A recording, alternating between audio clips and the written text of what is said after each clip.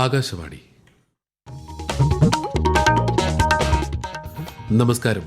പ്രത്യേക വാർത്താ ബുള്ളറ്റിൻ വായിക്കുന്നത് സുധിൻ സൈനുദ്ദീൻ.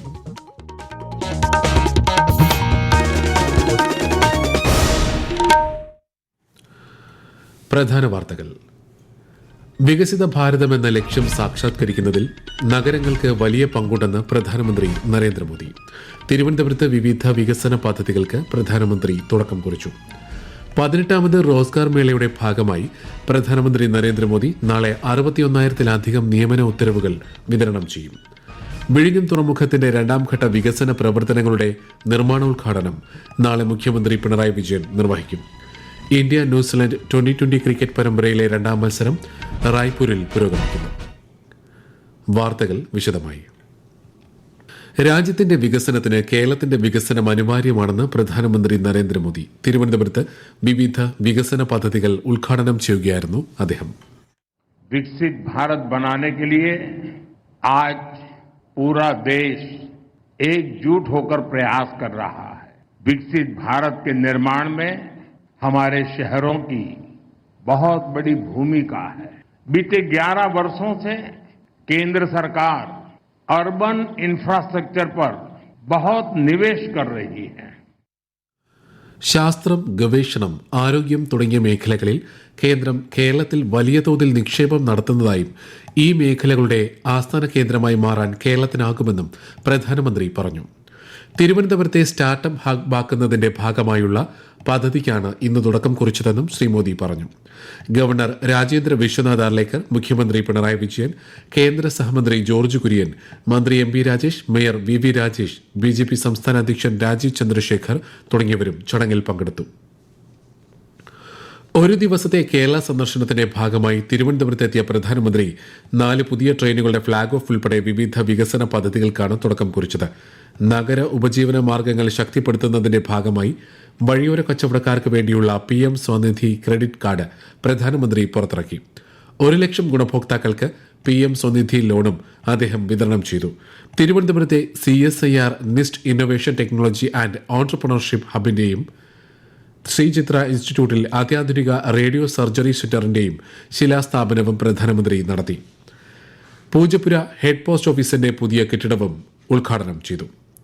പ്രധാനമന്ത്രി ഇന്ന് തുടക്കം കുറിച്ച എല്ലാ പദ്ധതികളും കേരളത്തെ സംബന്ധിച്ച് വലിയ പ്രാധാന്യമുള്ളവയാണെന്ന് ചടങ്ങിൽ പങ്കെടുത്ത മുഖ്യമന്ത്രി പിണറായി വിജയൻ പറഞ്ഞു. സംസ്ഥാന സർക്കാരിന് ഇത് സന്തോഷകരമായ നിമിഷമാണ്. വരും കാലങ്ങളിലും കേരളത്തോടുള്ള കരുതൽ തുടരുമെന്നും പല മേഖലകളിലുമുള്ള ആവശ്യങ്ങൾ യഥാസമയം നിറവേറ്റപ്പെടുമെന്ന് പ്രതീക്ഷിക്കുന്നതായും മുഖ്യമന്ത്രി പറഞ്ഞു. നാഗർകോവിൽ, മംഗലാപുരം, തിരുവനന്തപുരം, താമ്പരം, തിരുവനന്തപുരം, ചാർലപ്പള്ളി എന്നീ അമൃത് ഭാരത് എക്സ്പ്രസുകളുടെയും തൃശൂർ ഗുരുവായൂർ പാസഞ്ചർ ട്രെയിനിന്റെയും ഫ്ളാഗ് ഓഫാണ് പ്രധാനമന്ത്രി ഇന്ന് നിർവഹിച്ചത്. തിരുവനന്തപുരം പുത്തരിക്കണ്ടം മൈതാനത്ത് സംഘടിപ്പിച്ച BJP പൊതുയോഗത്തിലും ശ്രീ മോദി സംബന്ധിച്ചു.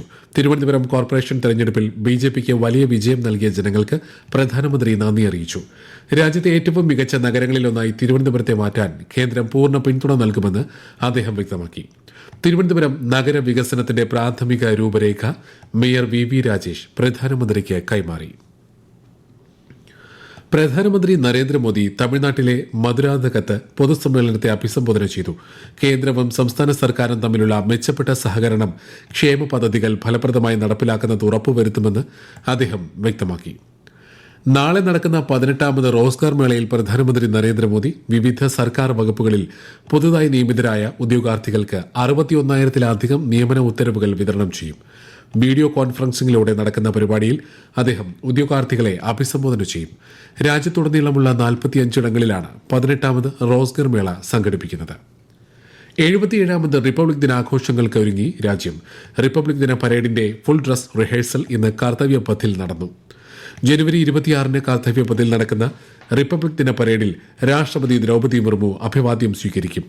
യൂറോപ്യൻ കൌൺസിൽ പ്രസിഡന്റ് ആന്റോണിയോ കോസ്റ്റയും യൂറോപ്യൻ കമ്മീഷൻ പ്രസിഡന്റ് ഉർസുല വോണ്ടേറും റിപ്പബ്ലിക് ദിനാഘോഷങ്ങളിൽ മുഖ്യാതിഥികളാകും. നേതാജി സുഭാഷ് ചന്ദ്രബോസിന്റെ ജന്മദിനമായ ഇന്ന് രാജ്യം പരാക്രം ദിവസ് ആചരിക്കുന്നു. ദിനാചരണത്തോടനുബന്ധിച്ച് രാഷ്ട്രപതി, ഉപരാഷ്ട്രപതി, പ്രധാനമന്ത്രി ഉൾപ്പെടെയുള്ളവർ ശ്രദ്ധാഞ്ജലി അർപ്പിച്ചു. നേതാജി സുഭാഷ് ചന്ദ്രബോസിന്റെ പോരാട്ടം ദശലക്ഷക്കണക്കിന് ഇന്ത്യക്കാരിൽ ആത്മവിശ്വാസവും ഐക്യവും പകർന്നതായി രാഷ്ട്രപതി ദ്രൗപദി മുർമു സമൂഹമാധ്യമത്തിൽ കുറിച്ചു. ഈ വാർത്തകൾ ആകാശവാണിയിൽ നിന്ന്. ആകാശവാണി വാർത്തകളും വാർത്താ അധിഷ്ഠിത പരിപാടികളും All India Radio News Thiruvananthapuram YouTube ചാനലിലും @all India Radio News Thiruvananthapuram Facebook പേജിലും AIR ന്യൂസ് _തിരുവനന്തപുരം ഇൻസ്റ്റഗ്രാം അക്കൌണ്ടിലും @AIR ന്യൂസ് _TVM X ഹാൻഡിലും ലഭ്യമാണ്.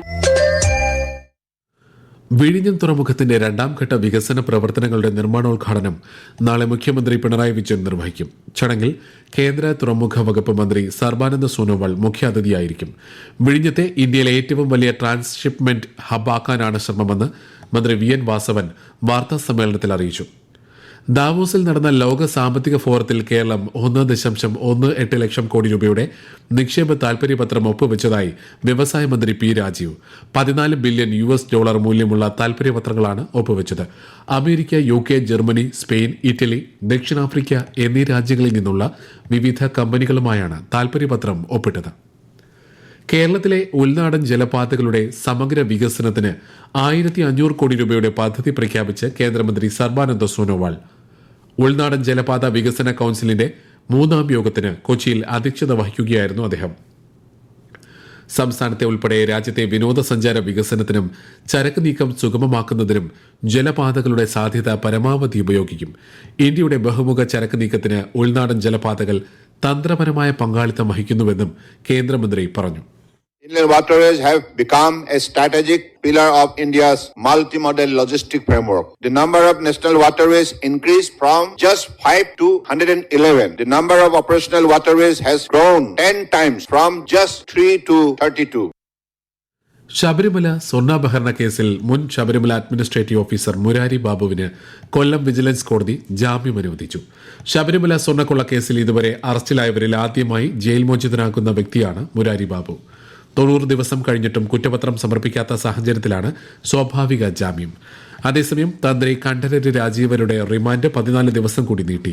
തന്ത്രിയെ ഇന്നും കോടതിയിൽ ഹാജരാക്കി. തന്ത്രിയുടെ ജാമ്യാപേക്ഷ ഈ മാസം 28-ന് പരിഗണിക്കും.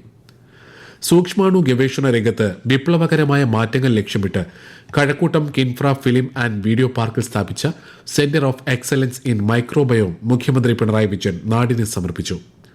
ചടങ്ങിൽ ബാസിലസ് സബ്റ്റിലിസിസ് എന്ന സൂക്ഷ്മാണുവിനെ സംസ്ഥാന മൈക്രോബായി മുഖ്യമന്ത്രി പ്രഖ്യാപിച്ചു. മണ്ണിലും ജലത്തിലും ഭക്ഷണ പദാർത്ഥങ്ങളിലും മനുഷ്യന്റെയും മൃഗങ്ങളുടെയും കുടലിലും കാണപ്പെടുന്നതും ഏറെ പഠന വിധേയമായതുമായ ബാക്ടീരിയയാണിതെന്ന് മുഖ്യമന്ത്രി പറഞ്ഞു. കേരളത്തിൽ തീവ്ര വോട്ടർ പട്ടിക പരിഷ്കരണവുമായി ബന്ധപ്പെട്ട നടപടികൾ പുരോഗമിക്കുന്നു. പട്ടികയിൽ മേലുള്ള പരാതികൾ ഈ മാസം 30 വരെ സമർപ്പിക്കാം. കരട് SIR റോളിൽ നിന്ന് പേരുകൾ ഒഴിവാക്കപ്പെട്ടവരും പുതിയ അപേക്ഷകരും ഫോം 6 ഉപയോഗിച്ച് അപേക്ഷിക്കണം. വിദേശ വോട്ടർമാർ ഫോം 6A സമർപ്പിക്കണം. അന്തിമ SIR വോട്ടർ പട്ടിക അടുത്ത മാസം 21-ന് പ്രസിദ്ധീകരിക്കും. ശബരിമല മകരവിളക്ക് ഉത്സവത്തിന് ശേഷം പന്തളത്ത് തിരിച്ചെത്തിച്ച തിരുവാഭരണങ്ങൾ സുരക്ഷിത സ്ഥാനത്തേക്ക് മാറ്റി. പെരിയസ്വാമി മരുതുവന ശിവൻകുട്ടിയുടെ നേതൃത്വത്തിൽ 30 അംഗ ഘോഷയാത്രാ സംഘമാണ് തിരുവാഭരണ പേടകങ്ങളുമായി ഇന്ന് പന്തളത്ത് മടങ്ങിയെത്തിയത്. തുടർന്ന് തിരുവാഭരണ പെട്ടികൾ ദേവസ്വം ബോർഡ് അധികൃതരിൽ നിന്ന് കൊട്ടാരം നിർവാഹക സംഘം ഭാരവാഹികൾ ഏറ്റുവാങ്ങി സാമ്പിക്കൽ കൊട്ടാരത്തിലെ സുരക്ഷിത മുറിയിലേക്ക് മാറ്റി. മാർച്ച് 4-ന് അയ്യപ്പന്റെ പിറന്നാളായ കുംഭമാസത്തിലെ ഉത്രം നാളിലും ഏപ്രിൽ 15-ന് വിഷുദിനത്തിലുമാണ് വലിയ കോയിക്കൽ ധർമ്മശാസ്ത്ര ക്ഷേത്രത്തിൽ ഇനി തിരുവാഭരണ ദർശനം. ഇന്ത്യ ന്യൂസിലാൻഡ് 2020 ക്രിക്കറ്റ് പരമ്പരയിലെ 2ാം മത്സരം റായ്പൂരിൽ പുരോഗമിക്കുന്നു. ഒടുവിൽ വിവരം ലഭിക്കുമ്പോൾ ആദ്യം ബാറ്റ് ചെയ്ത ന്യൂസിലാൻഡ് 18 ഓവറിൽ 6 വിക്കറ്റിന് 178 റൺസ് എടുത്തിട്ടുണ്ട്. ടോസ് നേടിയ ഇന്ത്യ ഫീൽഡിംഗ് തിരഞ്ഞെടുക്കുകയായിരുന്നു. കേരള പോലീസിന്റെ അടിസ്ഥാന സൌകര്യങ്ങൾ വികസിപ്പിക്കുന്നതിന്റെ ഭാഗമായി വിവിധ ജില്ലകളിൽ നിർമ്മാണം പൂർത്തിയാക്കിയ പോലീസ് മന്ദിരങ്ങളുടെ ഉദ്ഘാടനവും പുതിയ കെട്ടിടങ്ങളുടെ തറക്കല്ലിടലും നാളെ മുഖ്യമന്ത്രി പിണറായി വിജയൻ നിർവഹിക്കും. പ്രധാന വാർത്തകൾ വീണ്ടും. വികസിത ഭാരതം എന്ന ലക്ഷ്യം സാക്ഷാത്കരിക്കുന്നതിൽ നഗരങ്ങൾക്ക് വലിയ പങ്കുണ്ടെന്ന് പ്രധാനമന്ത്രി നരേന്ദ്രമോദി. തിരുവനന്തപുരത്ത് വിവിധ വികസന പദ്ധതികൾക്ക് പ്രധാനമന്ത്രി തുടക്കം കുറിച്ചു. 18ാമത് റോസ്ഗർ മേളയുടെ ഭാഗമായി പ്രധാനമന്ത്രി നരേന്ദ്രമോദി നാളെ 61,000-ലധികം നിയമന ഉത്തരവുകൾ വിതരണം ചെയ്യും. വിഴിഞ്ഞം തുറമുഖത്തിന്റെ 2ാം ഘട്ട വികസന പ്രവർത്തനങ്ങളുടെ നിർമ്മാണോദ്ഘാടനം നാളെ മുഖ്യമന്ത്രി പിണറായി വിജയൻ നിർവഹിക്കും. ഇന്ത്യ ന്യൂസിലാൻഡ് 2020 ക്രിക്കറ്റ് പരമ്പരയിലെ 2ാം മത്സരം റായ്പൂരിൽ പുരോഗമിക്കുന്നു. പ്രത്യേക വാർത്താ ബുള്ളറ്റിൻ കഴിഞ്ഞു. അടുത്ത വാർത്താ പ്രക്ഷേപണം നാളെ രാവിലെ 6:45-ന്.